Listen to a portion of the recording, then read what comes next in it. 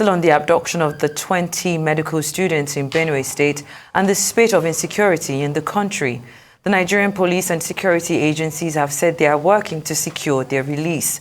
In a Nigerian Medical Association letter to the Inspector General of Police posted on the X platform, NMA Secretary General Benjamin Egbo said 12 of the abducted students were from the University of Jos and 8 were from the University of Maiduguri. Reports say one of the students managed to share their location, indicating that they were in the Oglewu Ehaje area in Benue State. Well, Senate President of the National Association of Nigerian Students, Henry Okunomo, joins us now to discuss the recent kidnap of about 20 colleagues in Benue State and the deteriorating security situation in the country. It's good to have you here on Arise News. My pleasure. Thank you so much. Unfortunately, under these circumstances, I think I want to just start with your immediate reaction when you heard about the kidnapping and also how you would assess how the Nigerian police force have tried to get your colleagues back. Thank you. I want to say that what has happened in the last 3 days in our nation calls for sober reflection, because our students who were traveling along Benue Road to Enugu for their national convention, I mean the medical students, about 20 of them were kidnapped. And it has left the association in a very remorseful state. And I want to say that we are not happy with the situation, and Nigeria students in general, we are not happy, and we've called on the government to take drastic decision over this issue of insecurity in the country, because it's becoming unbecoming. It's becoming a repeated issue. Okay, for instance, an issue happened in Ondo recently where a Sienna bus was hijacked by kidnappers. It involved some of our coppers who were traveling back to their PPA or whatsoever. And recently too, a farmer was killed by herders in Ondo. So this thing is becoming a repeating issue, and I want to believe that the government, they cannot tell us that they don't know what is happening. They are in charge of the security of the country. They should take decisive action, drastic action on this issue, so that we can have our students back. That's all we are clamoring for. We want them back safe and healthy. If I can just quickly come in here, because the question is if you are satisfied with what the Nigerian police force has done so far. You've rightfully said it's been 3 days. A statement has been released by the IGP of police, even by the Benue State governor. What exactly is happening? Because we also spoke about the live location that was shared. Can you bring us up to speed with that, bringing back of your colleagues? Personally, I can say that I am not satisfied with the way the issue is being handled by the government.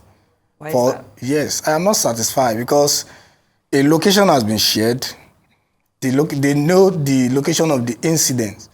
And I think by now, security should have been deployed to such location to go and fetch out those students wherever they are. This is a country, for God's sake. I don't know why the government is taking people's life for granted. It is very, very uncalled for. So I would say that personally, as a representative of the students, I am not happy at all, and I am not pleased with the way that issue is being handled by the government for the past 3 days. They need to take more proactive action over it. Thank you. Okay, well, speaking on proactive action, I know your organization, your association came under a bit of scrutiny because people felt you responded to the incident publicly a little bit late. Can you tell us a little bit why, the reason why there was a lapse in your making a public statement, number one, and number two, as you're advocating here on air, what other advocacy are you doing behind the scenes with the access that you have as an association? What conversations are happening behind the scenes to put pressure on the authorities? Yeah, immediately the incident happened, I think about 4 days ago, I released a statement that was published on Tribune that the security agencies should look for the whereabouts of those students. And ever since then, too, we've been doing follow-ups. We've been reaching out to the government's parastatals and every other parastatals in charge to see means of getting those students back.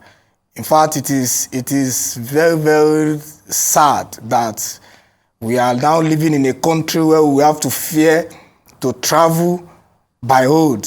And even the air traveling is not even conducive for, it's not, let me say, it's not affordable for children of the poor. So there's no how we, the common man in the society, can access air traveling. And for those of us that are applying road, government needs to, like I said, I've been saying that and I'll continue to say it. Government cannot tell me that there is no other measure that we can use to tackle insecurity challenges in this country. For instance, we are used to this internet whatever and all this global telecommunication stuff whereby we can be able to track locations of criminals and all of that. I think Nigeria needs to upgrade our security system so that we can... Sir, I'm sorry to interject. I understand your frustration. What I'd like to know is, as you're writing these letters, who are you speaking to? And what answer are you getting from them? The day the issue happened, we released a statement to the federal government, directly to the president of the country. And we've been waiting for feedback. It was that day that the IG made a release that they are in charge, their men are in action, they are swinging into action already. And I want to believe for the past 3 days now, if truly they have swung into action like they claim, they should have given us one tangible feedback. Okay, so you're not in talks, nobody is communicating with you? Nobody has been communicating to us. All right, then. I mean, you've spoken about the onus, of course, being on the federal government and our security apparatus to bring your colleagues back. But when we look at NANS as a group, I wonder what impact it has had on students nationwide. We're looking at the increasing spate of kidnappings targeting students. What specific steps do you believe that educational institutions and organizations like yourself can do to bolster security around campuses and students' travel? Because at the end of the day, they still have to move around. You said it's flying is not affordable. So there's going to be that continuous need to travel by road. So is there anything that is being done to ensure the security of your students? I can say that on our level as student leaders, all we can do is to only advocate to the government about the security challenges we are facing in our campuses. And we've been doing that on several occasions. Even in our last Senate sitting, it was part of what we discussed. And I sent a letter to the governor of Katsina State, because I heard that there are some of our schools that have been locked due to insecurity in those areas. And we sent letter to them that they should beef up the security of their state so that students can go back to their various campuses.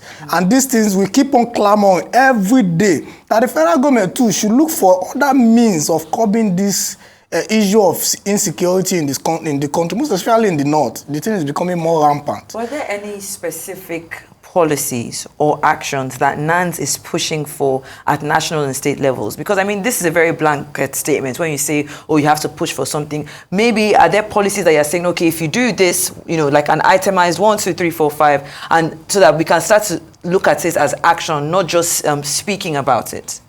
Personally, like me, I can only propose to the government. And for my own proposal, I see no reason why police should be staying along all these police that are staying in maybe Ikoyi Road, begging people for money and all of that. They should deploy all of them back to the forest. Let them go and take charge of the forest. I think these people, mainly their target is on the farmers. And maybe along the line, when they are looking for, they get back to the city and look for people to kidnap and start demanding for ransom. The question is, who are they calling for ransom? Which number are they using to call?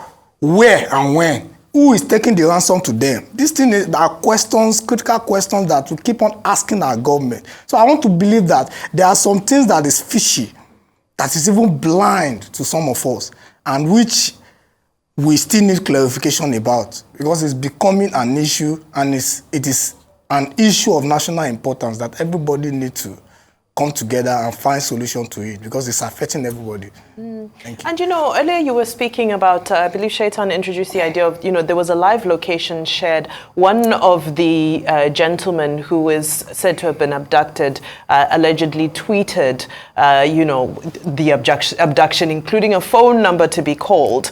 Around that, because obviously as students, as student association, I know there are millions of students around Nigeria, but what's the conversation happening internally around that? Are we getting more information with regards to what's happening to those who are in captivity? We've not gotten any information apart from the one that is made public. Have you called the phone number that was tweeted? No. Okay. No. Maybe after here, I can do that. But at the moment, no.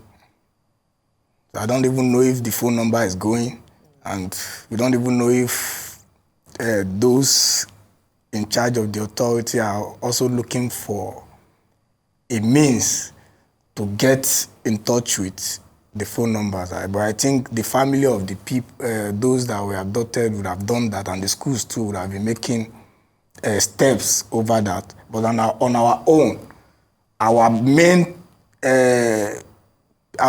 target, people that we have to prioritize, is the government, because they are the one in charge of the security of this country, both the state government and the federal government. Both of them should work together and look for a means of bringing back our students. In fact, I'm going to drop an ultimatum today, because after that ultimatum, once that ultimatum elapses, we will give them another 3 days to produce those students. Once that ultimatum elapses, we will be left with no other option than to lead our students to the street and demand for the safety and the release of our colleagues that have been kidnapped. It is a very sardonic issue, and it is really affecting us.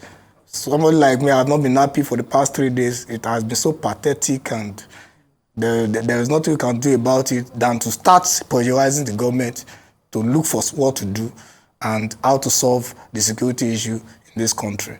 So you're saying if they're not released in 3 days, then you and students are going to take to the streets? Yes. Is that just to get you correctly? We take our agitation to the streets. All right, then this has, thank you so much for being on here. We'll continue to monitor this story, and hopefully your colleagues would be released as soon as possible. Thank you so much, Senate President of the National Association of Nigerian Students, Henry Okunomo, for your time on Newsday today.